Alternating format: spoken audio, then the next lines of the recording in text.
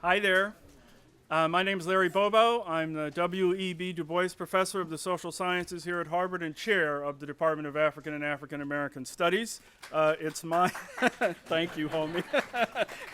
I have at least one dear friend out there in the audience. Homie K. Baba, the finest curry chef this side of Bombay. And I want to welcome you to our second panel. But I want to begin, of course, by thanking Homie K. Baba and the Mahindra Center for calling us all together to reflect on this profoundly important and complex set of questions, and not merely to reflect, but I hope to become engaged, involved, and in the future agents of change in wrestling with the terrible nexus of issues represented by what, for the moment, we're calling mass incarceration. Panel 2, we've titled, How Do We Get Out of It? In effect, and we have a quite distinguished panel wrestling with these issues, and I'm going to keep my own remarks comparatively brief, in part in deference to the stature of the panel we've assembled here, and in part in deference to our preceding panel, in particular the opening remarks of Carol Stecker, who did a remarkable job of setting the stage. Now, we have been left with a deeply enviable and hard task. The previous panel kind of told us what happened and sketched out many elements of a partial answer to the question of why it happened. And now we have been given the heavy burden of explaining how to undo or radically change and reform the massive problem of mass incarceration. I want to make just a few kind of suggestive, sensitizing remarks.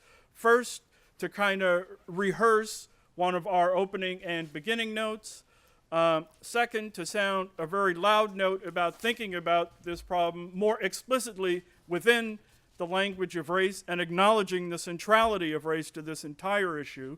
I call it racialized mass incarceration, as I'll say in a moment. And I don't call it the new Jim Crow because it's not quite the same thing as explicit state imposition of overt racial discrimination, though it's a catchy phrase in our moment and time. I think it's really got a different logic to it. And then thirdly, to maybe spark a little bit of what our presenters will emphasize in their remarks. So, beginning in a serious fashion in the 1980s, the United States embarked on a series of legal reforms that have made us a far more punitive society. As others have noted, mandatory minimum sentences, 3 strikes and you're outlaws, trying juveniles as adults, truth in sentencing practices, and a variety of other policies contributed to an unprecedented rise in the reliance upon formal incarceration as our collective response to the problem of crime. So, in 2008, nearly 7.5 million Americans were under some form of criminal justice supervision, either in jail, prison, on parole, or probation. Now, that number often feels like a quite distant, remote, social scientific, if you will, abstraction. The full scope and impact of these changes, however, has not until very recently been broadly perceived as the radical and deeply problematic change that has in fact actually taken place. To be fair, many scholars and analysts warned for some time that our policies were tilted in a troublesome manner. Among them, Michael Tonry, and in particular our own panelist, David Cole, who were warning of this a decade and a half ago, quite frankly. It's not news to some of the folks sitting at this table. But these debates were largely kept far from the mainstream's attention. To my mind, a watershed occurrence took place in 2008, in February of that year, when the Pew Center released its major report, simply and elegantly titled 1 in 100. Behind Bars in America in 2008. As the report declared, to front page and top line news coverage across the country, quote, 3 decades of growth in America's prison population has quietly nudged the nation across a sobering threshold. For the first time, more than 1 in every 100 adults is now confined in an American jail or prison. And it's worth noting that's 4 years before Gottschalk paid attention to it on the pages of the New Yorker, and still a decade after David Cole and 15 after Michael Tonry and others had been wrestling with these questions. The report was also very strategic. It pointed out how the vast rise in incarceration was coming at the very same moment that state revenues were increasingly constrained, and that a variety of health, education, and public infrastructure needs were suffering as a consequence. They pointed out that in some states, like California, for example, the expenditures on jails and prisons had risen to the point that they actually exceeded expenditures on higher education. A peculiar set of public investment priorities indeed. In this context, we've seen the emergence in increasingly common parlance of such phrases as the prison industrial complex, mass incarceration a la our event here, the carceral state. One critical element of the change for me, of course, and as we've noted repeatedly, has been the radically disproportionate manner in which the rise in punitiveness has fallen on poor black communities, leading me to prefer the label racialized mass incarceration, not simply Jim Crow or even the carceral state. Just a few statistics to reiterate what we've already heard. And I like to do this in a dry statistical manner. Those of you in the National Academy panel will know that when I quote Alfred Blumstein, the Carnegie Mellon criminologist, I'm quoting a true Dust Bowl empiricist. There's not a radical ideological bone or thrust in any of what I'm about to say to you, all right? He writes, at the beginning of the new millennium, the black incarceration rate was 3 times what it had been in 1980 when Ronald Reagan won the presidency. In 2000, the black to white incarceration ratio exceeded 8-1. Fully 2% of the black adult population was incarcerated. Nearly 10% of black men in their 20s were in federal or state prison. 30% of black males in their 20s were under some form of state supervision, and in some jurisdictions, greater than 50% of black males in their 20s were under criminal justice supervision. And of course, as we've heard earlier this afternoon, by actuarial estimates, a black male born in the 1990s faced nearly a 1 in 3 probability of serving time in a state or federal prison by mid-adulthood, compared to less than 1 in 20 chance for non-Hispanic whites. All of these patterns prompted sociologist Louis Quant to speak of the carceral state as a new distinct state of racial oppression. Put succinctly, he writes, the task of defining, confining, and controlling African Americans in the United States has been successively shouldered by 4 peculiar institutions: slavery, the Jim Crow system, the urban ghetto, and now the novel organizational compound formed by the vestiges of the ghetto and the expanding carceral state.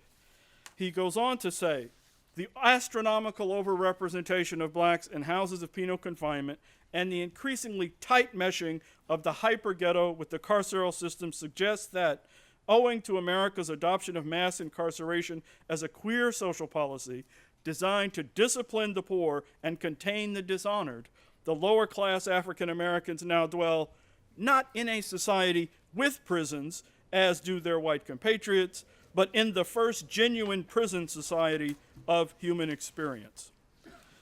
I want to note 2 other lines of thought here, and one, I want to begin by just giving you a brief narrative about a place called Tulia, Texas. And I talk about Tulia in part to underscore the ordinary, prosaic, routine and regular way in which a lot of this came about. And let me just read the first couple paragraphs of a chapter of mine humbly entitled Racialized Mass Incarceration, Poverty, Prejudice, and Punishment. Although a small town with a population of less than 5,000, Tulia, Texas is now a truly notorious place. In the summer of 1999, undercover police operative Tom Coleman, later named Texas Lawman of the Year, led a sting operation that resulted in 46 arrests.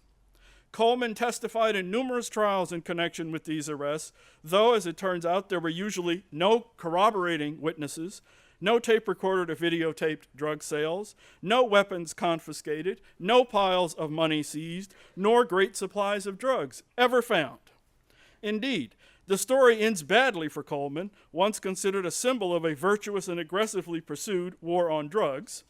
He was recently convicted of perjury and placed on 10 years probation by the courts. Now, why such notoriety? Tulia and Officer Coleman, as it turns out, are now the penultimate symbols of a drug war run amok and of a deep-seated racial bias in the criminal justice system. 40 of the arrested townspeople were black, and the remaining 6 were either Latinos or otherwise closely tied to the black community, that is, whites married to blacks. Most significantly, all of those incarcerated, more than 20 spent time in jail, whereas many others were intimidated into taking plea deals, were ultimately pardoned by that progressive paragon of virtue, Rick Perry, received significant cash settlements from the local government, and ultimately won a $5 million in damage settlement against the disbanded Federal Drug Task Force for which Coleman worked. Now, of course, from one standpoint, Tulia looks like a great aberration attributable to the overzealousness of one cop. And I hope you, reject this interpretation. This would be a little more credible if 1 or 2, rather than more than 20 people, had not been wrongly imprisoned, or perhaps if lower-level officials had intervened to prevent a travesty of justice, and the governor had not been required, after political protests and other court rulings, compelled to act. Instead, there were actually aspects of the case that were dubious from the first, that Coleman lacked evidence. There were several instances of dismissed charges. He claimed one person who bought the drugs was a tall man with an afro. He turned out to be short and bald. And one guy had uncontestable proof that he was out of state on the day that Coleman claimed he was in the state selling drugs. These were among the early cases. And nonetheless, these other individuals are marched off to jail and prison. Now, I tell that prosaic case, as extreme as it is, to suggest that that kind of routinization goes on in other bigger, more macro-level ways as well. Let's think about the problem of a political coalition of the left, as was mentioned toward the end of the last panel, buying into a punitive political project, which is what the Democrats did, quite frankly, to finally become competitive again at the national political level. If you remember the 1992 political contest, our very liberal friend, William Jefferson Clinton, does several things. First and foremost, he becomes the first major Democratic nominee to get the nomination and simultaneously endorse the death penalty. Big change at that point for a Democratic nominee to signal, I am going to be tough on crime. While still governor of Arkansas during the 92 campaign, he goes back to Arkansas as governor to be in the state at the time that they execute a prison inmate, a mentally retarded black man who under today's Supreme Court rulings would not have been executed, but he's there to make the point. And on the day when he has his large, politically symbolic, heavily freighted meeting with Jesse Jackson, what does he do? Immediately prior to the meeting, he holds a press conference to denounce Sister Soldier, hip-hop, and violent rap lyrics, to make it clear, I am not beholden to a black agenda. The political signals are clear. We now have the recipe for democratic success, and law and order is part of it. A second case in point, much more contemporary, and it concerns me even more in a fashion. It concerns the unabashed and relentless defense of the New York stop and frisk policy that we see from Michael Bloomberg and the police commissioner, Raymond Kelly, who I assume otherwise are reasonable individuals, but who are trying to put a rationed, reasonable face on what is an overtly racially biased policy. I believe it's contemptible, and others need to begin to speak out about it in those terms, because it is the routinization of a form of direct racial bias in policing practice, and we shouldn't be calm or polite about it any longer. Our panel's going to talk about this tough question of how do we get out of where we are. Part of the issue, of course, is policy. We've argued to this point about the extent to which policy has produced these changes. Part of the issue is kind of moral judgment, moral critique, and perhaps even moral fervor. But I think the kind of changes we've seen of late, and one of the slides toward the end of the last session showed us some slight decline in the rate of incarceration, and indeed some slight decline of the black disproportionate overrepresentation in the last 2 to 3 years. But I don't think that's because of the success of a persuasive moral argument or the worries over a moral dilemma. It's money talking, and the fact that we built an absurd level of investment in our incarceration system, and states and increasingly the federal government simply can't sustain it, I suspect. The panel may well tell me otherwise. And then, of course, there are a complex array of other political, ideological, sociological factors that weigh into this that I think are going to be brought to light by the distinguished group we have with us here this afternoon. Following the precedent set by the previous panel, I will introduce each of our speakers as they come to the podium to share their perspectives and views with us. And we're going to start with David Cole, who is professor at Georgetown University Law Center, a regular contributor to the New York Review of Books, the legal affairs correspondent for The Nation, and a volunteer attorney for the Center for Constitutional Rights.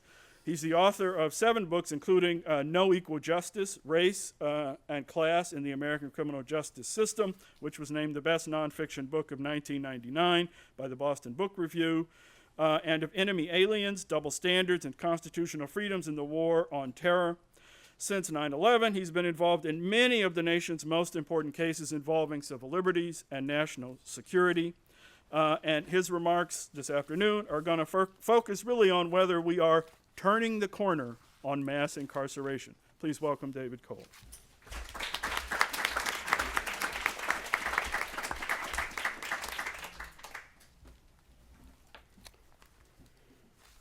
Thank you. I want to start by thanking Shannon for suggesting this program, and Sarah and Homie for putting it together, and the Mahindra Center for having us all here. It's great to see so many friends, family, and people whose work I've been reading for years and am only now having the opportunity to meet. So thank you for that. I don't really want to thank you for the position you put us in, this panel, that is, because we just sat here and listened to eloquent case made that we face in mass incarceration the most deeply entrenched civil liberties problem of our time, one that is inextricably linked to race, to class, to violence in America, to our federalism, to our desire to live in secure communities, and even to free market capitalism. And somehow we're supposed to tell you how to solve that problem. Well, I feel a little bit like the way The Onion characterized President Obama when he won the president. Black man gets worst job in America. But I am going to try to provide some good news, and I do have to acknowledge at the outset that, of course, good is a relative term in this setting. But it is important to realize that for 40 years, there was no good news. In this area, for 40 years, there was no good news with respect to the trends that we were watching. The incarceration rate increased consistently, and you saw many slides that demonstrated that. From 1976 to 2006, for 3 decades. The racial disparities, as we've seen, grew from year to year as well. The only plausible politics of crime was to be tough on crime. And so we saw mandatory minimums, 3 strikes laws, the elimination of parole in many, many states, and the increasing severity of sentences across the board. When I started working on these issues, the ACLU's response to any crime bill was to kill it, because any crime bill was bad news. Now, I think that today, by contrast, there is good news, and actually quite a bit of good news. And I'll suggest that I don't think it's only related, as Larry suggested, to fiscal concerns. Fiscal concerns are part of the story, but only part of the story. So what is the good news? Well, first of all, the incarceration rate, which was going up for 3 decades nonstop. I'm sure there were people writing about the inevitability of the increasing incarceration rate. Well, it's now flattened out, and in the last 3 years in a row, the U.S. prison population has declined, actually declined. The incarceration rate peaked in this country in 2007 and has gone down every year since then, not insignificantly. In the past several years, about half the states have experienced at least a modest decline in their prison population each year. again, after 30 years of unbroken increases. 3 states, and big states, California, New York, and New Jersey, have reduced prison populations by about 20% over the past decade without any significant increase in their crime rates. In 2012 alone, 24 states, including unlikely places like Georgia, North Carolina, and Texas, passed reforms to reduce reliance on incarceration, restore parole, and authorize alternatives to incarceration. In 2012, 6 states closed or planned to close 20 prisons. Prisons are closing after a boom in prison building. Many states have turned the corner on the war on drugs, in particular by decriminalizing marijuana, but also by reducing penalties for other drug crimes and looking for alternatives to incarceration for drugs. Even in the area of racial disparities, which are still shockingly high, they too have decreased in the 21st century. So between 1988 and 1993, blacks were arrested for drug offenses at rates about 5 times whites.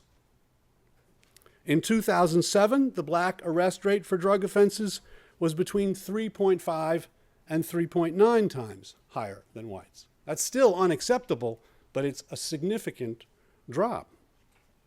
For all crimes, African Americans were arrested at 4 times the rate of whites in 1989, but that dropped to 2.5 times in 2006. So I think there is concrete evidence that there has been some plateauing of the horrific rise that we saw, and now a decrease that has not led to an increase in crime. The politics of crime has also changed. As I said before, the politics of crime before was so bad that any bill, the ACLU opposed it. Well, now the ACLU's Criminal Justice Project is working hand in hand with state legislatures and federal legislatures to pass crime legislation. Because the legislation that the states and the federal government are trying to pass is designed to reduce mandatory minimums, to increase availability of parole, and to, again, authorize alternatives to incarceration. In August, the Attorney General of the United States, Eric Holder, made a speech about the need to reduce mass incarceration and has directed U.S. attorneys to take steps in that direction. And it's not just Democrats. Republicans Rand Paul, you've heard of him, and Mike Lee have introduced legislation in Congress co-sponsored by Pat Leahy and Carl Levin that would authorize judges not to impose mandatory minimums in certain situations. The American Legislative Exchange Council, otherwise known as ALEC, a right-wing free market organization committed to all the bad things that Bernard was talking about, and committed to state law reform in favor of gun rights, against taxes, against environmental protection, and in favor of free market capitalism, has as one of its core priorities reducing prison overcrowding, and is working hand in hand with the ACLU to that end. And it's not just libertarians. Michael Gerson, former speechwriter for President Bush, now a Washington Post columnist, has recently called for a series of reforms to reduce reliance on mass incarceration. So the facts have changed and the politics have changed. Why? Well, I think there are a number of reasons why. One is falling crime rates. Finally, crime rates are at low enough rates that people can look at this problem without the specter of fear and can begin to rationally assess the costs and benefits of what we have been doing. Second, the fiscal concerns that that Larry Bobo identified. And as Carol showed us, it costs a lot more to lock a human being up than it does to educate him, not only year to year, but long term. And states are beginning, as they have to make hard fiscal decisions, to realize that and seeking ways to save on the cost of incarceration by what? Reducing incarceration. I think we also may have reached a tipping point in what Americans can tolerate. 2.4 million is a pretty high number. And we are the world's leader, as I think every panelist said in the first panel. That's not something that anyone is proud of, except for that person who said USA, USA to Carol. But I think he was just reliving the hockey game from the 1980 Olympics or something. But nobody can be proud of the fact that we're a world leader on this, and I think that has begun to sink in. We are losing faith in the war on drugs, and you need only look at the success of medical marijuana and decriminalization reforms in ballot initiatives across the country to see that there's some recognition that the war on drugs hasn't made us safer, hasn't made drugs less available, they're just as available as they ever were and more potent than they ever were. The Innocence Project, the work of the Innocence Project, I think, has made a difference in demonstrating that with DNA evidence that can't be disputed, that there are significant numbers of innocent people who get locked up and thrown away. And the average American can empathize or see themselves in the shoes of an innocent person a lot more than a guilty person. And then I think last, but maybe not least, the war on terror, I think, has in a way eclipsed the war on crime in terms of giving politicians something that they can be tough on. I think we need enemies, right? Politicians need enemies. And for a long time, it was the young black man, super predator, violent criminal, drug dealer who was the enemy. And we were going to be tough on the enemy. Well, now it's Osama bin Laden and Mohammed Atta.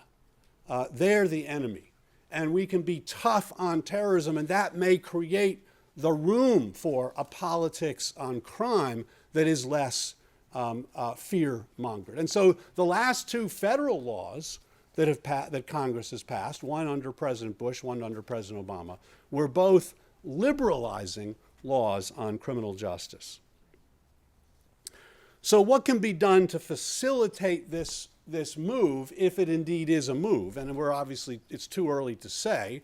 I just think we ought to pay attention to the fact that things are moving in a way that we should like, and we should think about facilitating. I'm going to make 6 quick suggestions and then sit down.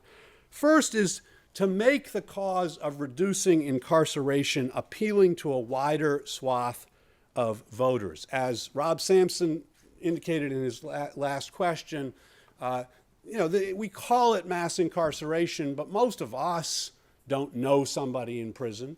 Unlike most of us do know somebody who is gay, and so marriage equality has advanced in incredible ways, but that's the same kinds of connections are not there for most Americans, the majoritarian American who determines where politics goes. And so how do you get them to care? Well, fiscal concerns is one way to get them to care, because it costs all of us in taxes when we waste money on these kinds of policies. Recidivism. When we do not provide for reentry programs, when we do not provide for rehabilitation programs, we ensure that there will be significant recidivism, which then implicates us. We need to, I think, break down the barriers between those we lock up and warehouse and those who are voting for political change. Things like the Innocence Project, things like the work of Brian Stevenson and the Equal Justice Initiative in Alabama, focusing on children serving life sentences or persons who committed their crimes when they were children serving life sentences. People can empathize with a child. People can empathize with an innocent person, and those kinds of bonds need to be built if we're going to have any hope of significant political change. Second, work with Republicans and libertarians. And there's a significant strain in the Republican Party that cares about this issue and that is in favor of reducing prison overcrowding. Prison fellowship is a tremendous program that goes into the prisons and has advocated for reduced reliance on incarceration for many years. And I've already cited Rand Paul, Alec, and the like. Over-incarceration, after all, is a problem of too much government and too much law. And so libertarians see that problem. Third, we need to focus on the state level more than on the federal level, because that's where over 80% of the prison population is. It's easy to focus on the federal government because we have lots of smart people in Washington. There's smart people in Cambridge too, but there's lots of smart people in Washington. There's lots of resources in Washington. It seems like that's the way to focus attention to deal with social problems, but not when it comes to most criminal justice problems, which are at the state level, not at the federal level. Fourth, engage faith-based communities. And this is what Michelle Alexander is trying to do, building on the popular success of her books, is to work with religious communities to get them engaged. Why? Because every religion understands that no person is as bad as the worst thing that he or she has ever done. Every religion believes in some conception of redemption, and many religions are the ones, in some sense, the only institutions, other than lawyers, who go into prisons on a regular basis and therefore have the ability to break down that barrier, which is so critical to achieving some source of reform. The goal, it seems to me, and this is fifth, the goal, it seems to me, is to reduce sentences for all offenders and not just for nonviolent offenders. We focus on nonviolent offenders for understandable reasons. That's the easy case. That's the case people are less afraid of. That's the case that's easier to get people to sympathize with. But as a number of the panelists from the first panel indicated, that won't solve the problem. The problem is not just that we lock up drug offenders. The problem is that we lock everybody up for far too long. The severity of sentences across the board is the problem. So just to illustrate that, from 1973 to 2003, over that 30-year period, the prison population increased every year, but arrests remained constant. So we were arresting the same number of people, but the prison population grew and grew and grew. Why? Because people were getting longer and longer sentences, and those longer and longer sentences meant that more and more people stayed in prison longer, and the numbers then build upon themselves. In the last 30 years, the average time served for any given crime has doubled.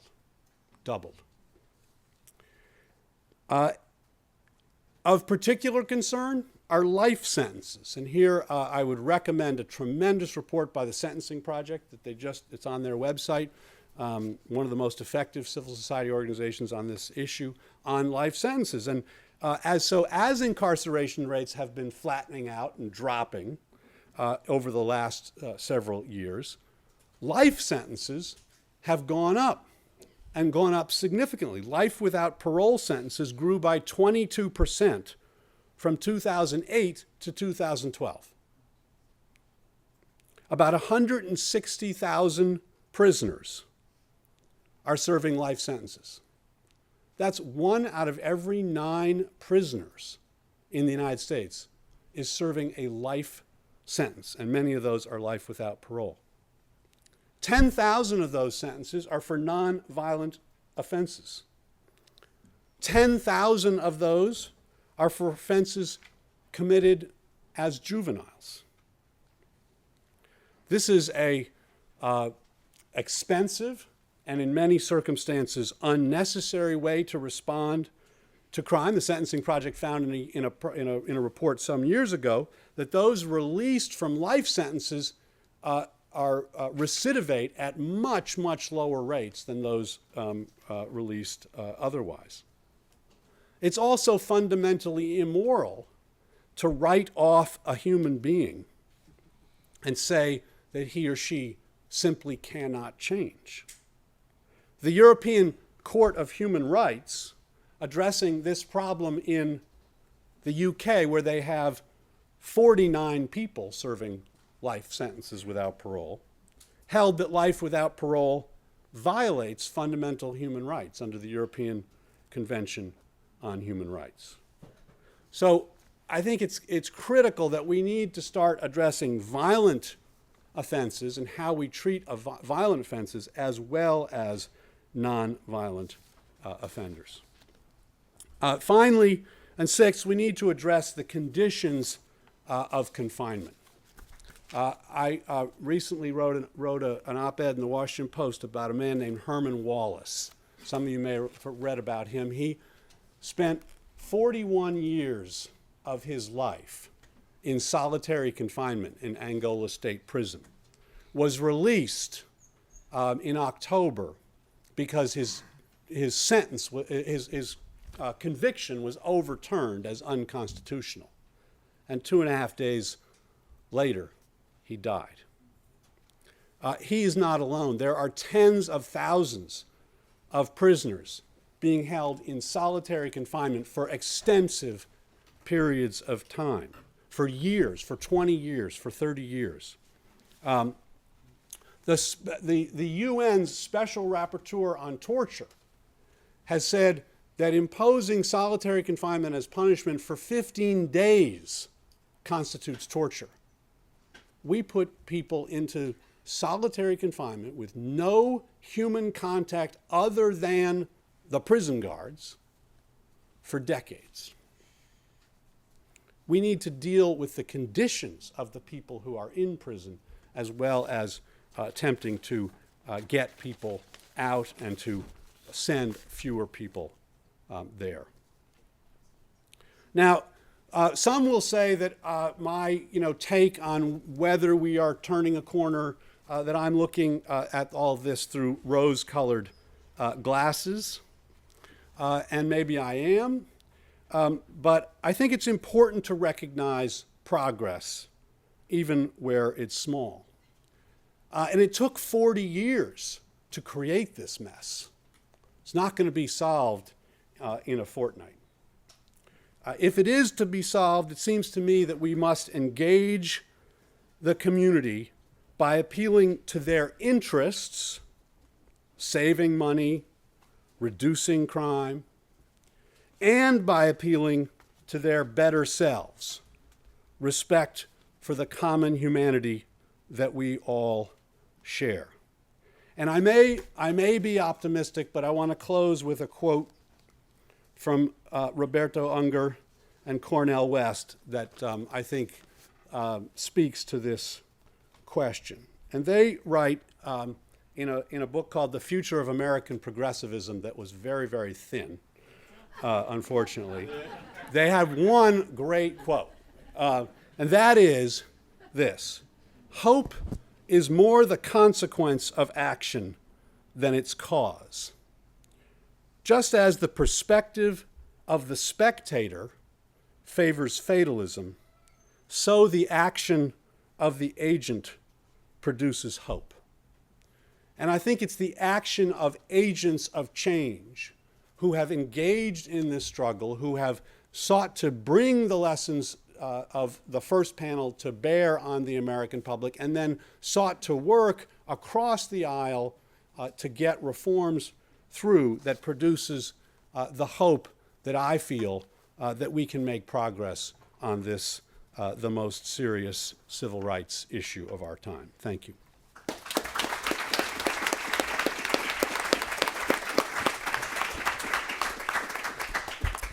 Thank you, David. Magnificent. Let me now introduce our second speaker, who will be Linda Ross Meyer, who is professor of law at Quinnipiac University School of Law, where she teaches criminal law, theories of punishment, and jurisprudence.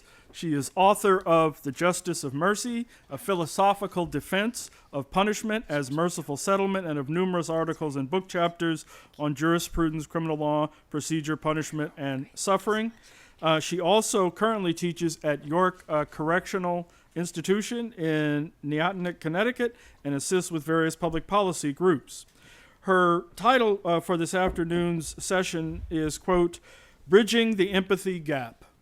Monsters, Mopes, Martyrs, or Mothers. And she's going to try to help us think through our conceptions of who is the prisoner and the implications that is likely to have for punishment practices. So welcome, Linda Ross Meyer. Thank you so much, and thanks again to the Mahindra Center and to Homi Bhabha and to Carol Steicher and to Sarah Razor and Larry Bobo. It's been just amazing to be here in this panel of incredibly eloquent speakers about issues that I've struggled with for so long. And I agree so much that this is a time of a propitious moment, a time when there could be some change. And I see that at the grassroots level, and I see that in the state legislatures, and I see that in the Supreme Court with the recent decisions in Graham versus Florida and Miller versus Alabama. You see the Supreme Court taking a much less deferential view of the Eighth Amendment, and you see Justice Kennedy really coming out with some powerful speeches before the ABA against these very, very long sentences. So I think absolutely there is hope, and luckily I'm so relieved because you solved it all, so I don't have to do it. You do, in your written article, you talk about, David Cole talks about the empathy gap and how we need to figure out a way to solve the empathy gap. And just to give you an example of what the empathy gap means, last spring I was in the state legislature listening to a public hearing on a proposal to shrink the drug-free school zones so that there wouldn't be quite so many mandatory minimum drug enhancements for folks who were selling drugs within 1,500 feet of a school. And the reason for this legislation was because in the big cities, in Connecticut, New Haven, Bridgeport, and Hartford, these drug-free school zones were so large that the overlapping zones took over the entire city. So the entire city of New Haven is a drug-free school zone. And of course, that has dramatic effects on plea bargaining and on the mandatory minimum enforcement there. And I was listening to this legislative hearing, and one of the suburban legislators from the suburbs said, but in my district, right, the school needs that big school zone because of the woods behind the school, and we don't want any drug dealers out there in the woods. She had never had a prosecution under this statute in her district. And she said, you know, this really isn't a concern for my district, right? Why should I care what happens in the cities? And so I think that's a great example. I mean, we just, our jaws dropped and we couldn't believe it, but that's the empathy gap that we're facing, I think. So how do we get a language of public affect, as Homi Bhabha so rightly put it this morning? How do we develop that language of empathy? And that's what I want to maybe try to talk about a little bit.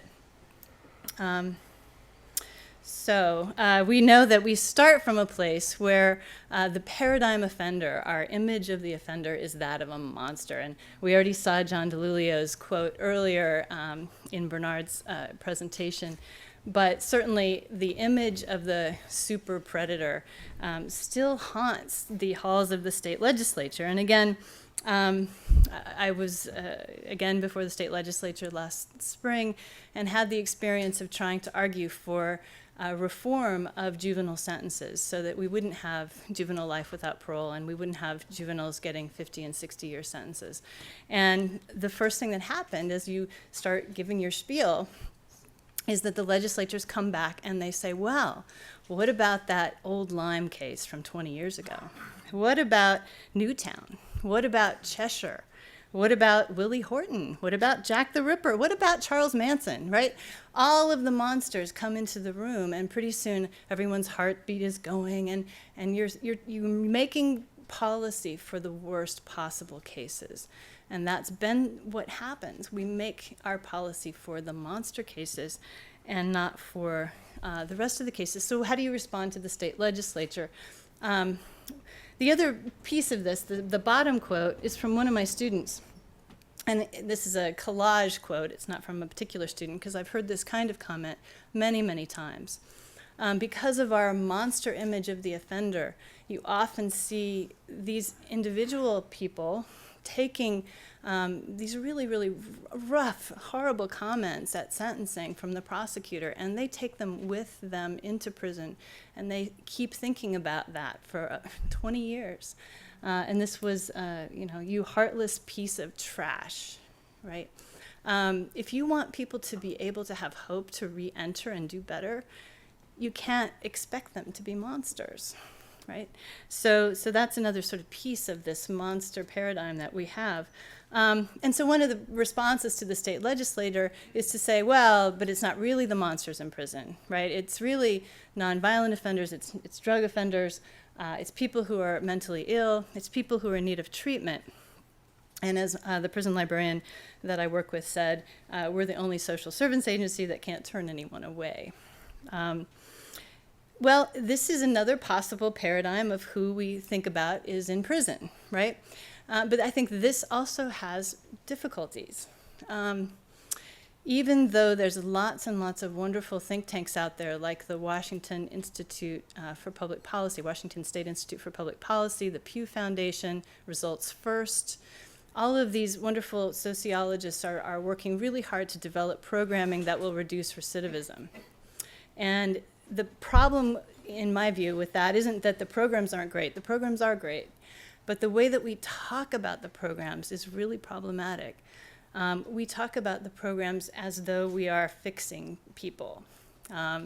We talk about cognitive behavioral therapy and distorted thinking and perception. And we treat, again, this image of the prisoner as this defective person who needs to be fixed. Why do I think that's problematic? I think it's problematic, obviously, because it destroys the autonomy of the prisoner and the dignity of the prisoner in just the same way as the monster image does. And I'm not against cognitive behavioral therapy, because if you see it in practice, it doesn't look like this. For example, my students say that some of the most really helpful programs that they've had have been alternatives to violence, have been teaching strategies to avoid conflict, anger management, domestic violence strategies. These are all cognitive behavioral therapy programs. But if I were at a law school, I would call them experiential learning. I would call them alternative dispute resolution. I would call them skills training. I wouldn't tell my students that I was going to fix their distorted thinking and perception. So I think this is the frame. This is the difficulty with the frame. There's a sort of other piece of this that worries me, and that's the statistical instruments that are used for predicting violence. There's something called the level of service inventory, which is essentially a questionnaire that's given to prisoners when they enter the prison system to determine what their criminological needs are and what level of security they're going to be in. And the difficulty, of course, is that some of the questions that have predictive value statistically are things that are quote-unquote static, that people can't change. Age, gender, young men, marital status, young unmarried men, employment, young unmarried unemployed men, young unmarried unemployed uneducated men, young unmarried unemployed uneducated men who have friends and family in prison. Now, all of those things add up to heighten your score on the LSIR, and that to me is terrifying because, of course, that's a zero-sum game. And there are also studies that show that where you end up in the prison system, whether it's low security or high security, is correlated with how well you do in the end. So again, it's self-fulfilling. the more you're predicted to be violent, the more you're put into the high security, and that in itself causes you to reoffend, or at least is correlated with your reoffending. Ironically, one of the last questions on the LSIR is, do you believe people can change? Well, there's something very ironic about that, right? Because clearly the statistical instrument is saying to you, we don't believe you can change because we are predicting your future. All right, so what do we do other than this? Well, of course, we realize that those questions that we ask on the LSIR have incredibly racist overtones and have racially disparate effects, right? We know that that's going to happen. And so as we've heard all day, we have this sort of institutionalized racism. And so one option is to rethink the image of the prisoner as a martyr. And that, of course, is the current dialogue that we've been having a lot of today. This is a situation of racial oppression and racial conflict, and it has to be addressed that way. And it is a situation of racial oppression, but it's also it's also a situation of violent crime. And there was a wonderful parole hearing a couple of weeks ago for a woman named Bonnie Forshaw. And Bonnie Forshaw sort of exemplifies all of the difficulties of an African American woman in the criminal justice system. She was abused and neglected as a child. She was in situations of domestic violence for most of her life. She was raped, and the criminal justice system did not come to her aid. She took to carrying a gun illegally, and one night after some kind of confrontation with a man at a bar, she pulled out the gun and she shot. She didn't hit the man. She hit another African-American pregnant woman who had 2 kids at home. This is 2 years after Bernard Goetz got 1 year for shooting in the New York subway 4 young men. Bonnie Forshaw, her self-defense claim was rejected at trial. She ended up with a 45-year sentence.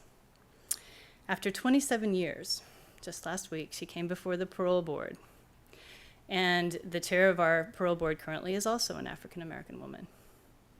And she told her story, and she expressed remorse, and she told about all of the rehabilitative work that she had done in prison. And the victim's daughter got up, she's now in her 20s, or 30s, I guess. And she said, I'm here so everyone knows that my mother is truly the victim, right? So the difficulty here is you get into a victim versus victim. Who's more suffering? Who's more to blame? Who's the real victim? And I think that's a very unproductive dialogue, and Marie Gottschalk has talked about that in other areas of the criminal justice system. But I think that's an amazing example. She was given parole, but that moment with the victim was a very powerful one. Who is the real victim here? So I'm going to suggest another modality of thinking about who's in prison. And this one I think we've come across a little bit, and that is we know, thanks to Bruce Western and Becky Pettit, that 54% of incarcerated people are parents. And Sesame Street has recently recognized this by introducing a new character named Alex, who has an incarcerated parent. So another possibility for framing the idea of who is in prison is that the people in prison are mothers, or I needed an M word, but I also, of course, mean fathers and sisters and brothers and children. The reason why I think that this is a more effective way to frame who's in prison is not just politically. I mean, certainly politically it is effective. You see Justice Kennedy being moved by the plight of young juvenile offenders. You see the wonderful program at Bedford Hills in this great documentary, The Mothers of Bedford, which is, if you have to see one documentary on criminal justice, that's the one to see. Amazing documentary. And that does have sort of political resonance because so many of us are mothers and fathers and sisters. But also because this locates the responsibility of the offender not inside the prison, but outside the prison. And again, comments from my students, again, these are collage comments, but I've heard many of them over and over again. This sense of grief and frustration that they can't take care of the needs of their children when their children are literally crying out. Sorry, so it gets me anyway. So you definitely see that this is a way of framing the prisoner as someone who has responsibilities outside the prison. And if they're really going to be responsible, that has to mean breaking down the walls of the prison so they can be responsible. Okay. All right. And so, is this just sentimentalism? Are there concerns here about paternalism? Yes. This framing does leave out people who commit crimes against families or against children. For example, sex offenders are not going to be helped by this frame. But I think this is a way to develop some kind of empathetic relationship with the offender that will certainly at least allow us to see across race lines and across city-urban, suburban-urban lines, and perhaps other ways as well. So here's one for fathers. All right. So if prisoners are members of our family, how should we think about punishment?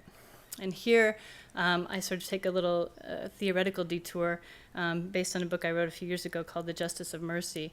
And I want to suggest that punishment has to involve mercy, meaning, and membership. First of all, just to sort of contrast this view of punishment with sort of traditional retribution for a minute.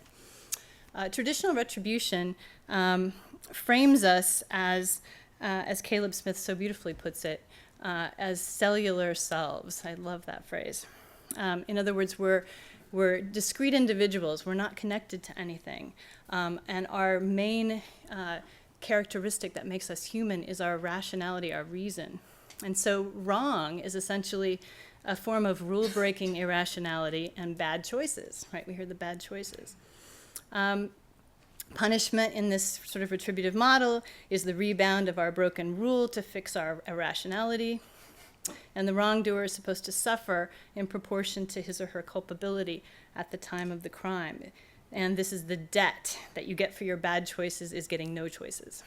All right. It's also very much a matter of keeping the time as the time of the crime, right? Only the time of the crime matters. It doesn't matter if 20 years or 40 years have passed, you still have to pay for that broken rule. So it's locked in this timeless place, okay?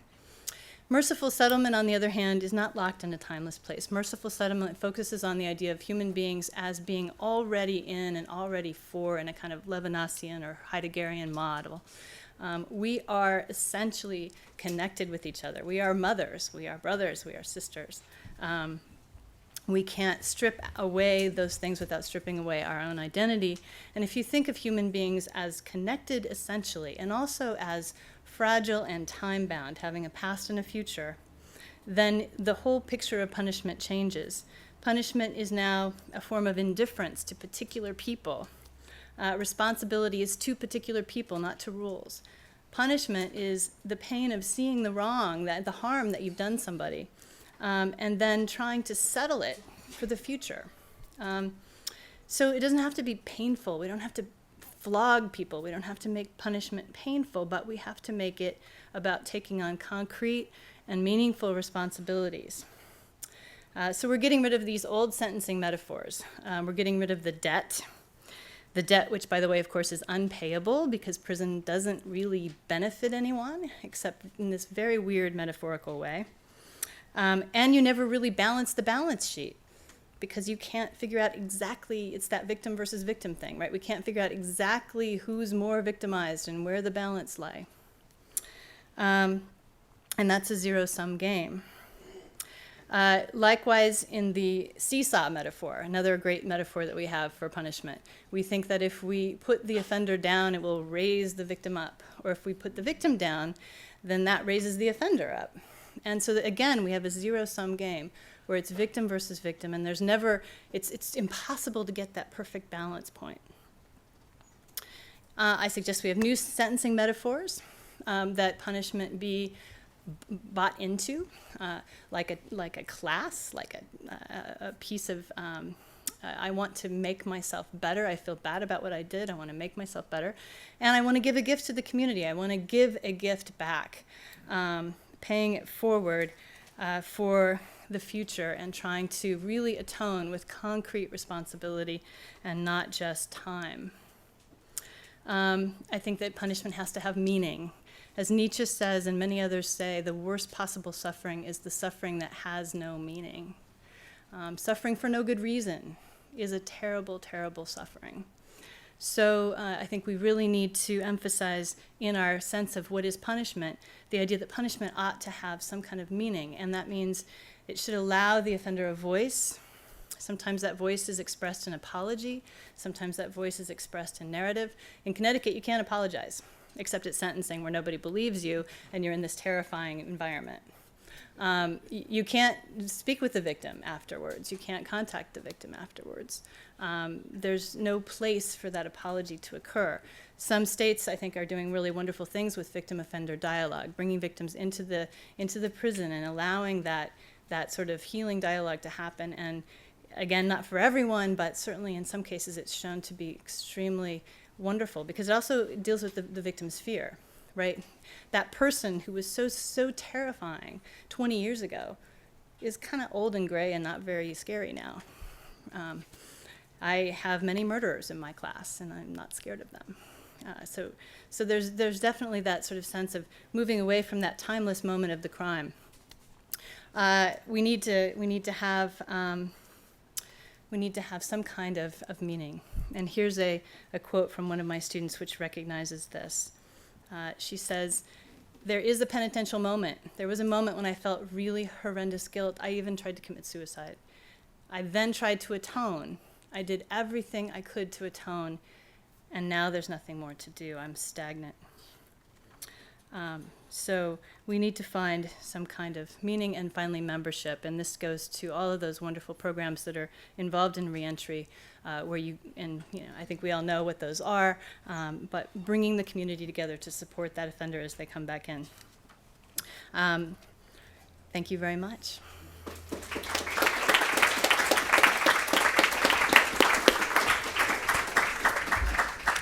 Thank you very much, Linda. Our next speaker will be Bruce Western.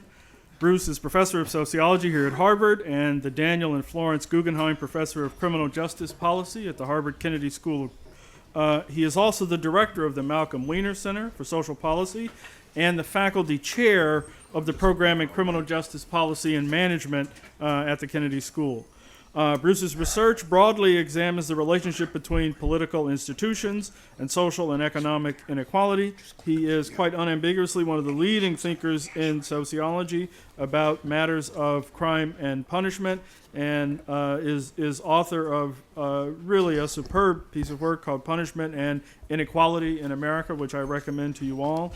He serves as the vice chair of the National Academy of Sciences Committee on the Causes and Consequences of High Incarceration Rates in the U.S., and he's the principal investigator on the Harvard executive session on community corrections sponsored by the National Institute of Justice. His remarks here this afternoon will focus on reform, redemption, and mass incarceration, and will try to tell us a bit about what a variety of recent research findings tell us about the prospects for curbing mass incarceration. Well, thanks very much, Larry, and thanks to Homi Baba and the Mahindra Center. I think this has been just a wonderful meeting. This afternoon. It's rare that the humanities play a leading role in hosting a discussion such as this, and I applaud Homi for his intellectual and his political leadership on this. Over the past 40 years, we've passed through a massive experiment in criminal punishment, and long-standing principles of rehabilitation, proportionality in sentencing, individualised treatment were all substantially abandoned. Now replaced, as we've heard this afternoon, by principles of retribution, deterrence and incapacitation. The main effects of this revolution was the fivefold growth in the scale of prisons and jails in America. And sociologists have called this system, as we've heard a lot today, called this system mass incarceration. And it represents a new chapter, not just in how we've responded to the problem of crime. The institutional landscape of American poverty has also been transformed. So let me start by saying a little bit about mass incarceration. And some of this has been said already, and I'll move through it fairly quickly. So the sociologist David Garland, writing about 10 years ago now, coined this term to describe the current state of our prisons and jails. And Garland said that mass incarceration consisted of two things, really. A level of incarceration that was markedly above the historical and comparative norm for liberal democratic societies. And the second condition was that incarceration was so socially concentrated that we were no longer locking up individuals, but we're incarcerating whole social groups. And for me, this was an utterly intriguing idea as a sociologist. What does it mean that we're no longer incarcerating the individual, but in some sense we're incarcerating the group? Well, the first part of the definition we can dispose of quickly. Comparatively and historically unique levels of incarceration. We've heard that America's the world record holder when it comes to imprisonment. Western Europe, incarceration's 100 per 100,000. In the United States, it's about 700 per 100,000. A big part of this, as David was saying earlier in this panel, is the very long sentences that are served in the United States. 150,000 people or so serving life sentences in the United States, 40 people in the UK, and European Court of Justice has just ruled on that. Historically, we're in an utterly unusual period. We've heard a lot about that this afternoon as well. For most of the 20th century, we were pretty much the same as the international standard, 100 per 100,000 in the 5 decades from 1925. But then in the early 1970s, the system began to grow, and we've seen in very dramatic ways that it grew for the next 35 years. If we add in the people who are under probation and parole supervision in the community, there are over 7 million adults in the United States who are under some sort of correctional supervision at the moment, and that's entirely historically novel. Now, as striking as those figures are, that's not the most important thing about incarceration in the United States today. The most important thing about incarceration in the United States today is its unequal distribution across the population. So if we take together disparities of race and class and gender, these have produced extraordinary levels of penal confinement among young black men with low levels of schooling. Among African American men under age 35, if they dropped out of high school, about 35% are now locked up in local jails or state or federal prison. Over a third of these young men under 35, black high school dropouts, men, are currently incarcerated. Among college-educated white men of the same age, what do we think their incarceration rate is? If 35% of black high school dropouts under 35 are locked up, white college-educated men under 35, what's their incarceration rate? 0.3 of 1%. The incarceration rate among black dropouts is more than 100 times higher than that for college-educated whites. If we look over the life course, black male high school dropouts born in the late 1970s, their chances of going to prison at some point in their lives is about 70% now. So the whole pathway through adulthood has been utterly transformed for these young men by the growth of America's prisons and jails. So it's natural to say, right, that of course those young African American men who failed at school are committing a lot more crime. That's why their incarceration rates are so high. But 30 years ago, when crime rates were much higher than they are today, the incarceration rate for those men was significantly lower. The incarceration rate is so high today for one reason, and one reason only, and that's because we, as a society, have chosen the prison to mark the occasion of criminal offending. That's why the incarceration rate is so high. It has produced pervasive penal confinement among young black men with little schooling, and this is new and it's only emerged in the last decade or so.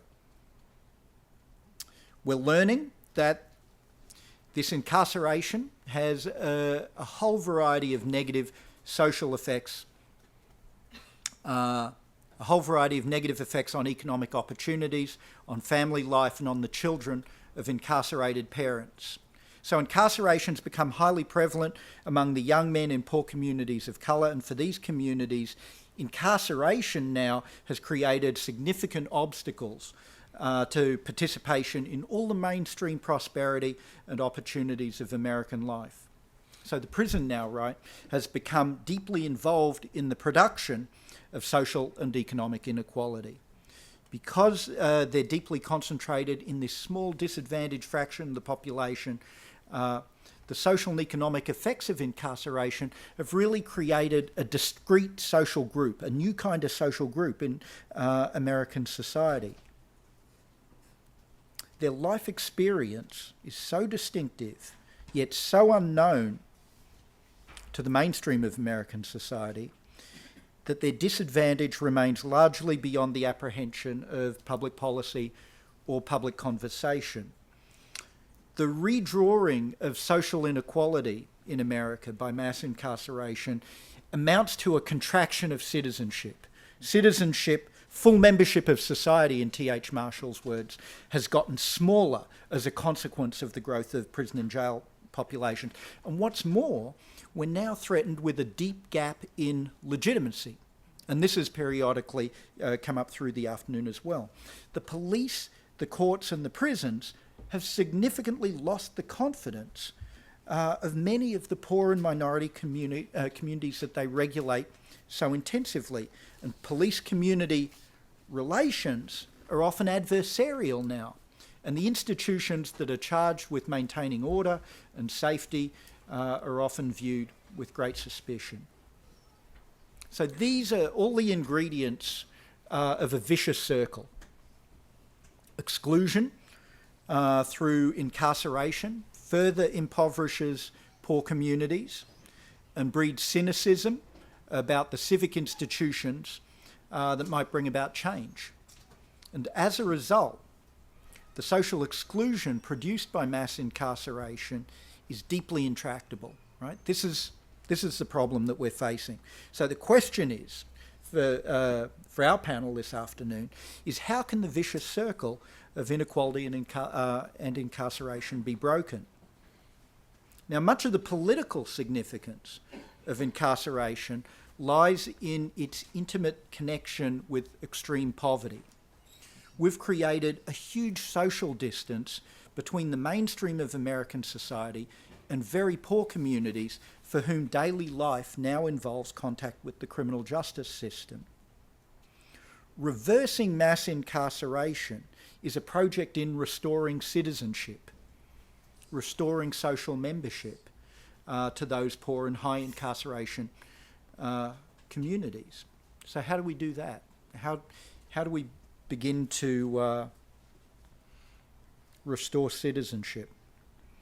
Well, I think the extension of citizenship is fundamentally an act of imagination, and I think others have gestured in this direction this afternoon as well. So an act of imagination, what's the imaginative act that we have to engage in? Outsiders, I think, have to be reconceived as insiders, and for this to happen, I think we, the insiders, have to recognise something of ourselves in the citizens to be, right? We have to recognise something of ourselves in the citizens to be. This is the project of humanisation, or of empathy, I think. So in April 2012, a research team at Harvard began a series of interviews with 135 men and women who were leaving prison and returning to neighbourhoods in Boston. And one of my first interviews was at a minimum security prison with a man called Peter. He's an African-American man in his 40s who had spent most of the last 15 years in prison. Peter had a long history of violence that was episodically associated with drinking and drug use. And throughout his life, he had dealt drugs and stolen cars, hijacked trucks, and gotten in fights. And over the following year, after his release, we saw in detail many of the challenges confronting those who leave prison. In the first week out, Peter applied to a community program for work clothes and a mass transit card. And at first he divided his time between a friend's place and his older sister's crowded home that also housed her fiancé, her daughter and her granddaughter. And over months, Peter began to develop a relationship with two of his three children and both of their mothers. Closer to one mother and her child than another, he seemed to have focused more of his attention on his 10-year-old son, though he did what he could to buy both his kids' clothes and school supplies. Peter was enrolled in food stamps and Mass Health, which is the Massachusetts Medicaid program, and each month he gave his $200 in food stamps to his sister, and that's now expired, but he's hoping to be reinstated. Through Mass Health, he's attended mental health and substance abuse treatment, and he's also had a physical and visited the dentist. Peter couldn't find work initially, but he did enrol in an employment program, doing maintenance and operating machines.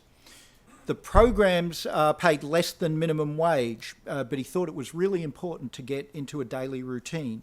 And so for 6 months in the work program, he'd get up at 5 a.m., be ready to start work at 6:30 a.m., work through to 3 p.m., then every 2 weeks he'd report to his probation officer, and at weekends he would do community service in lieu of a $65 a month probation fee.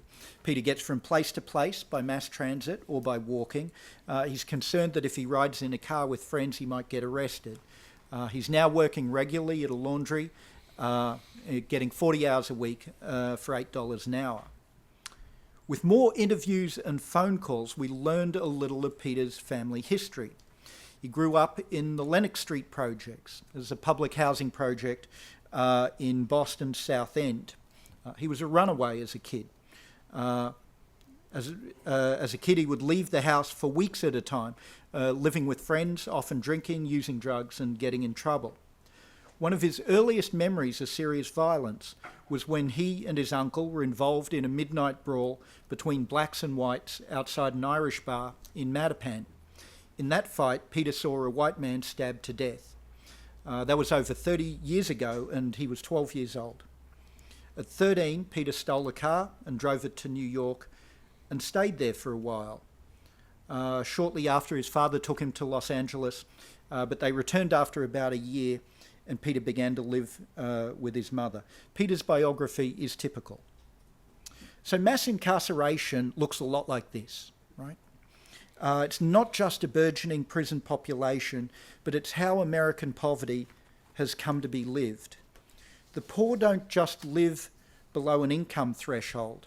Low income accompanies the tightly correlated adversity of violence and addiction and mental illness and childhood trauma and school failure and labour market discrimination and housing instability and family complexity. And on top of all of this, we've overlaid lengthy periods of penal confinement. That was the policy choice we made.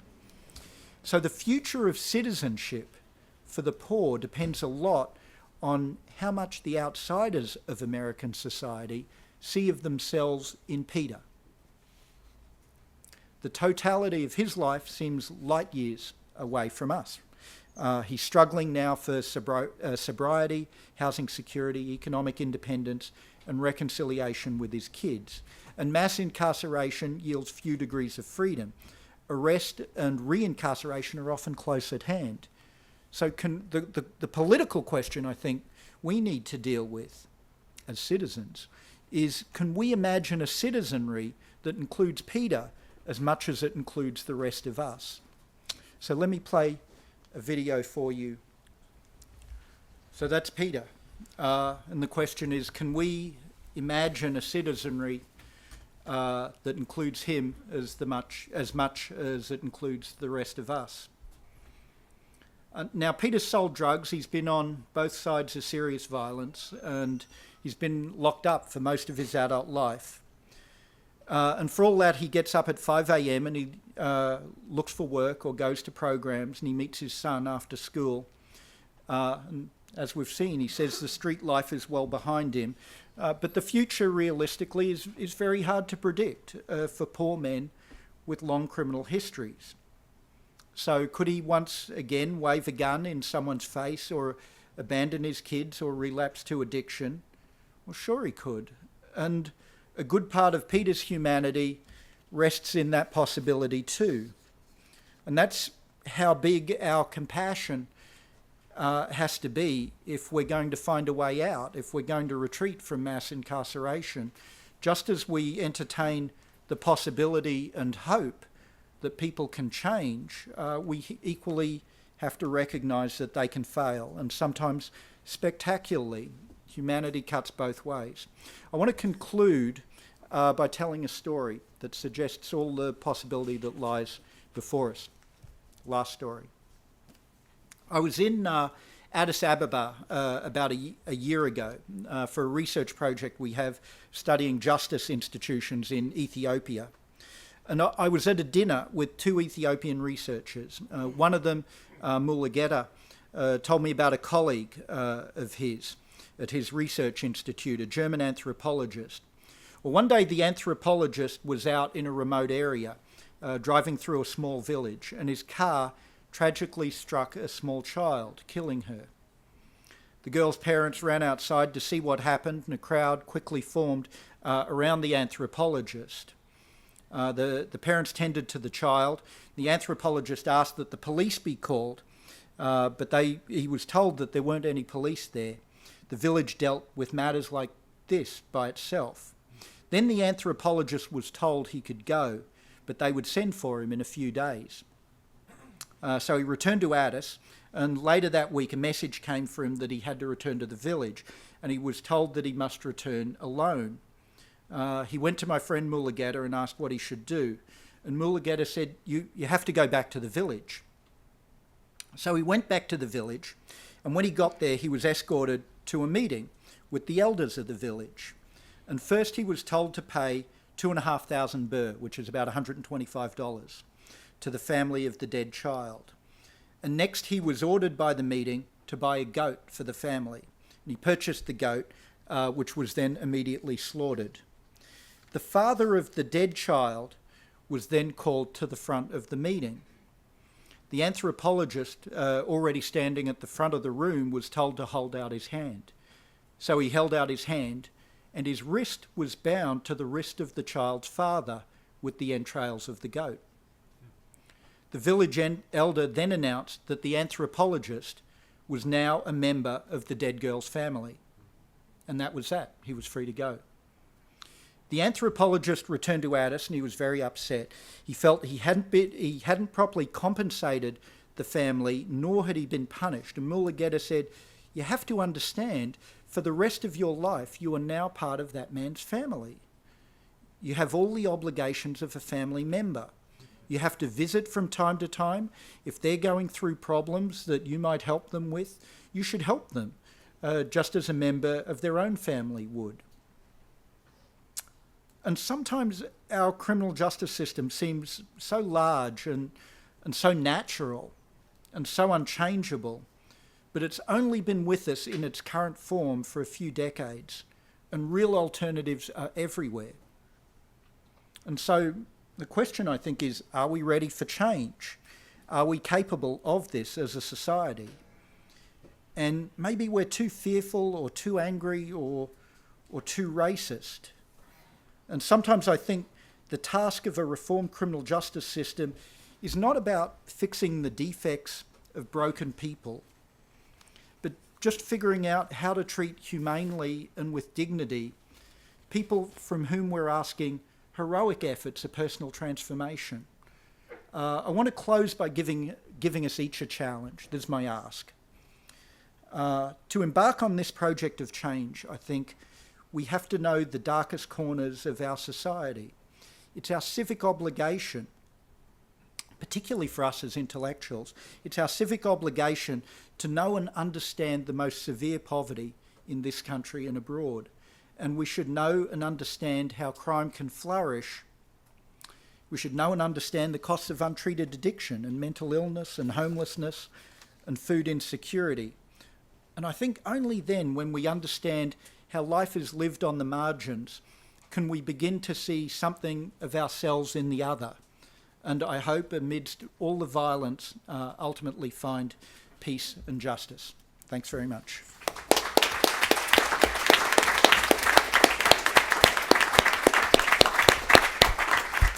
Let me give the first question to our host, Homi Baba, if we might. Should we mic?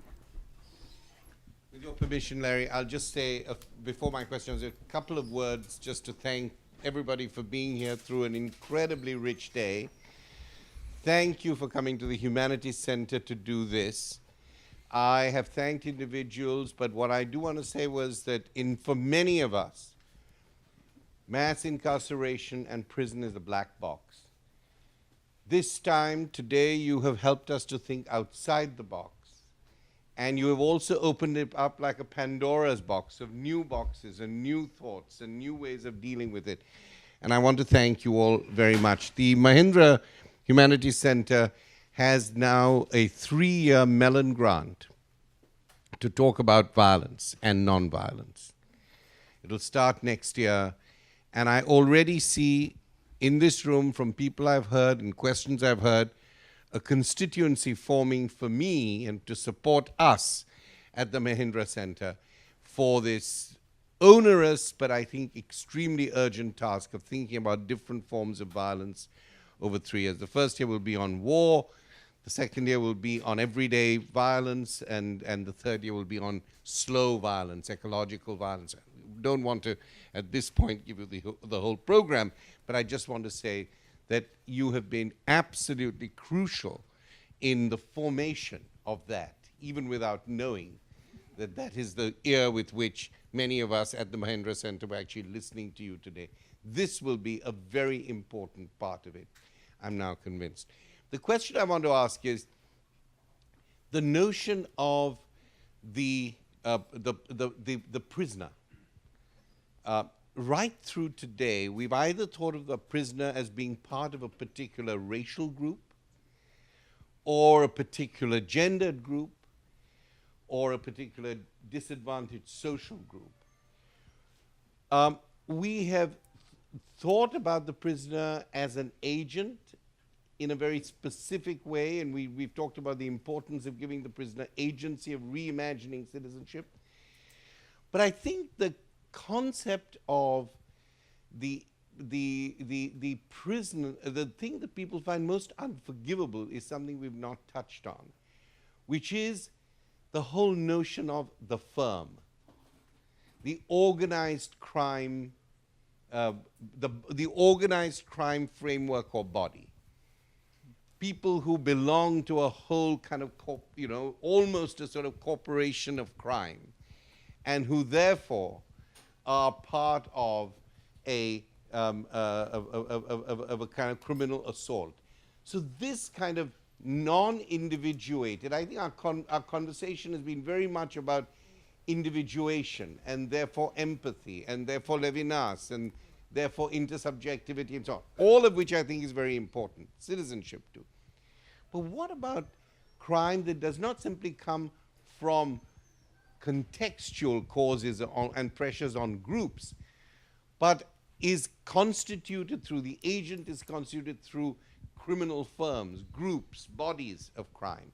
Now, I know that in white-collar crime, this is a huge issue of all kinds. But what about this at the level of criminality and policing and criminality that we've been talking about? What about this non-individuated agent that is not coming from a group, but is constituting a group? What about that agent of crime? Who wants to take that? Go ahead. I'll say something quickly. I think I feel I'm channeling Bernard here. I think so I think crime is organised in groups looms very large for criminal justice authorities, and That's the word, Bruce. Gangs. that's the word. And let's be clear. What is it, right? That's exploited, right? That's right. Yeah. And you know, for me as a sociologist, so what's a gang?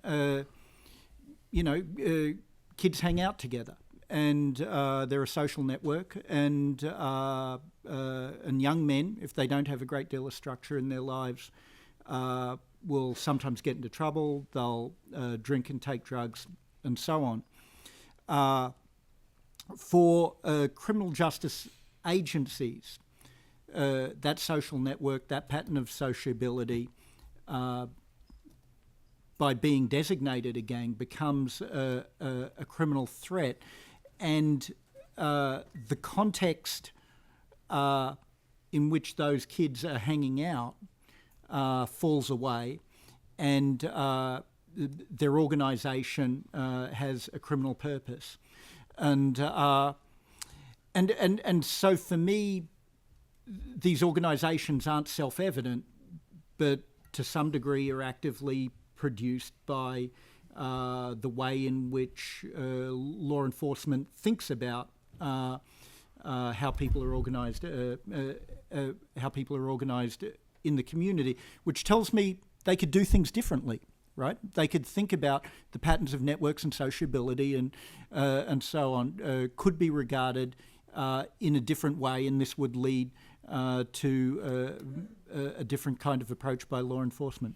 Do you want to? Yeah, I thought you were going somewhere else with sort of the street crime versus the white-collar crime. And John Hagan's got this wonderful new book, Who Are the Criminals? And I think one of the interesting things about reconfiguring this, and it goes back to Kahil Muhammad's book, The Condemnation of Blackness, is what kind of statistics we use, right? So when we talk about increases in crime, we don't count white-collar crime. Identity theft, we haven't funded enough money in the BJS to do accounts on identity theft. So we're still doing the 7 major rape, murder crimes, and white-collar crime just drops out of that. So I've started in my own course on race and criminal justice. I now teach John Hagan's book, because I think we need to reconceptualize our idea of what crime is and what enterprises are. Yes, that is exactly one of the reasons why I posed the question. Yeah. There is another form of crime where people realize that they make a kind of entrepreneurial decision. They're not always kids. They may not always be poor. They may not always, what is a gang after all? I'm saying there is a form of criminal subjectivity which may not always be individuated, which may be much more part of a calculated network. Now, you can either tell me this is so small statistically, it's not worth talking about. But certainly in India, it's a striking thing. It's to do with real estate. It is to kill long-term tenants because landlords want the properties back. There's a whole network of police, police involved with landlords, etc., etc. Now, surely those formations also exist in this country, and I think one view of it is white-collar crime. Right. But there's on the other side, don't we make it too easy for ourselves by saying, these are kids, this is disadvantage, there's drugs, there's that, after all, they're all hanging out. I just wondered whether this is a subject of crime, of a significant kind or not. I think it's a subject that needs to be addressed. I think gang violence needs to be addressed. We can't just write it off as, well, that's what happens. Maybe if you don't live in that community, you can write it off that way. But if you live in that community, you can't. But I think there are things that one can do. We've subsidized gangs by criminalizing drugs. Right? That's number one. Number two, David Kennedy's work on targeted enforcement that goes into communities where there's serious gang violence and brings the perpetrators together and doesn't lock them up, but says, unless this stops, we are going to lock you up, and we have the cases to do it, has been shown to work in a number of cities. Not, there's issues about how long-term it is, but that's a way of responding to sort of intervening in gang violence before it gets of the level that you've seen in Chicago. I don't think we can write it off. I think it's a real problem, but the question is, how do you intervene in ways that reduce it? And those are two. Let's get a comment here, a question. I was a judge for 17 years. Is this on? Yeah. I was a judge for 17 years. And what's of course interesting is that this is an amazing conversation, and judges rarely participate in this. Ex-judges do, but not current judges do. Part of the problem really is that my name is Nancy Gertner. The afternoon panel and this panel don't mesh. There's a real disconnect, and I think Marie Gottschalk was talking about that. The first panel was talking about the demise of the welfare state, the demise of the social safety net, as part of the reason, essentially making the criminal justice system the cure, so-called, for everything. That really hasn't changed. And so while there is a moment now where we are talking about criminal justice reform, it doesn't surprise me that that's a reform that people are looking at with respect to the back end, which is re-entry, and not with respect to the front end. And there's also been a transformation in criminal justice thinking to the notion that we can prevent crime not by social welfare issues, but we prevent crime by incapacitation, erring on the side of no risks for these individuals, which now that one can see the best, now that federal sentencing guidelines are advisory, and judges are still following them. Judges are still following them. Part of it is also a part of the conversation that you really haven't mentioned, which is the media. The media's discussion of crime reflects none of this subtlety. And it is the media that is responsible for the political pressure that in part led to this.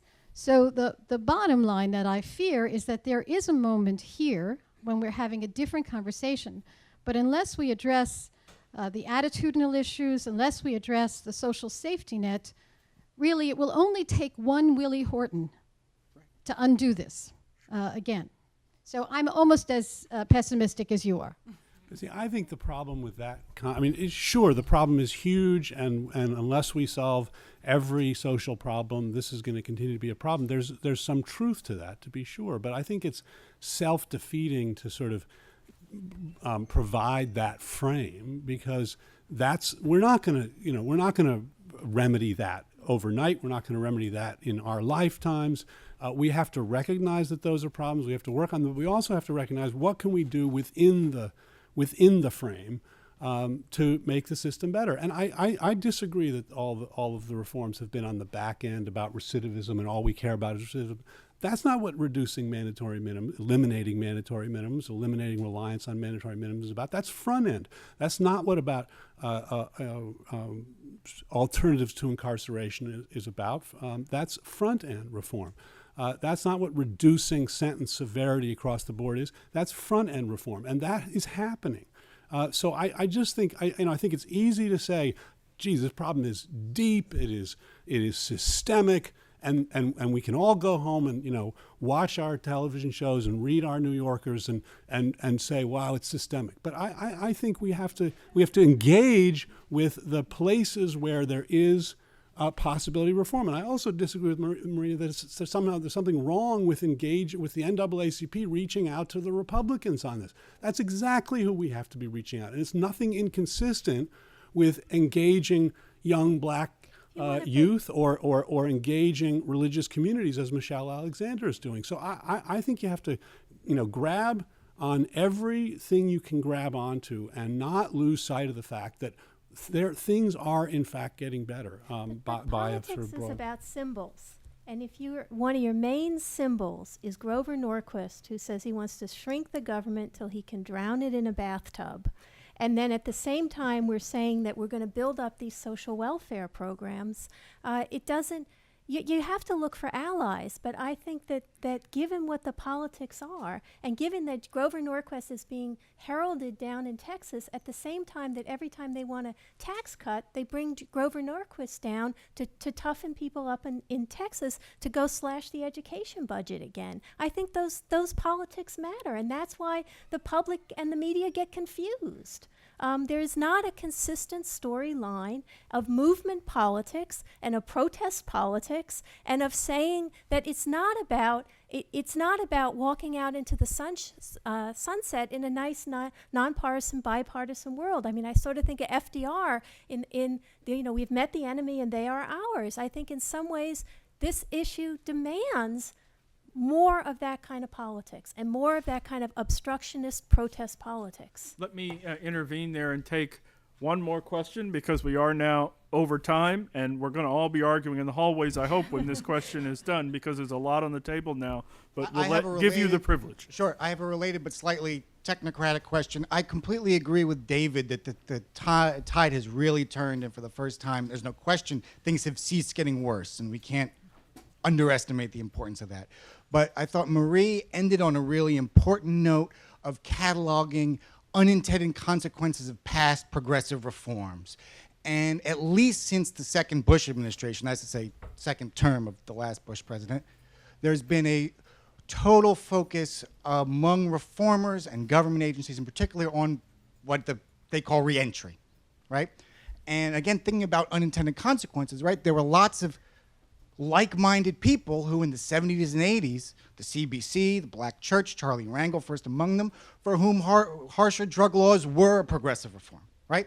So when we think about reentry and we try to be forward-looking, what are some pitfalls that we can predict in reentry, which I worry will be less visible than the prison, but bring the carceral state, surveillance, and other kinds of social control that we have never thought of to the community that may not necessarily be less sinister than what we currently have?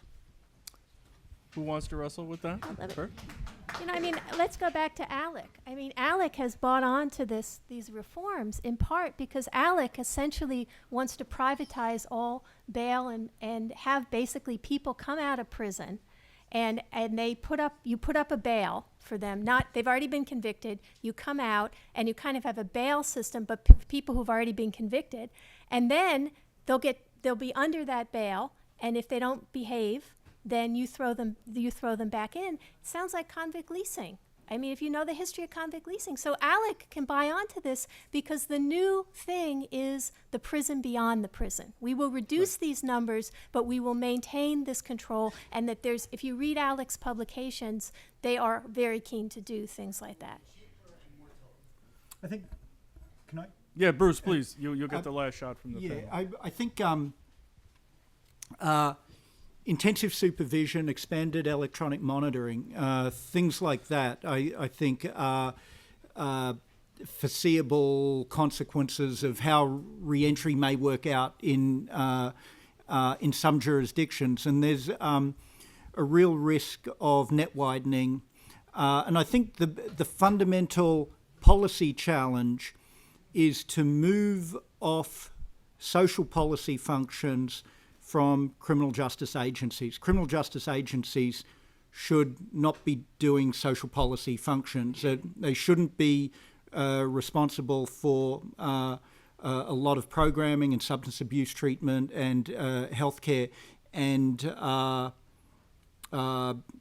copping pleas shouldn't be a condition of treatment, and so on. I think when problems of poverty and everything that's correlated with that are treated as social policy problems, which is Nancy's point. I think that's when you really minimize the risk of these unintended consequences.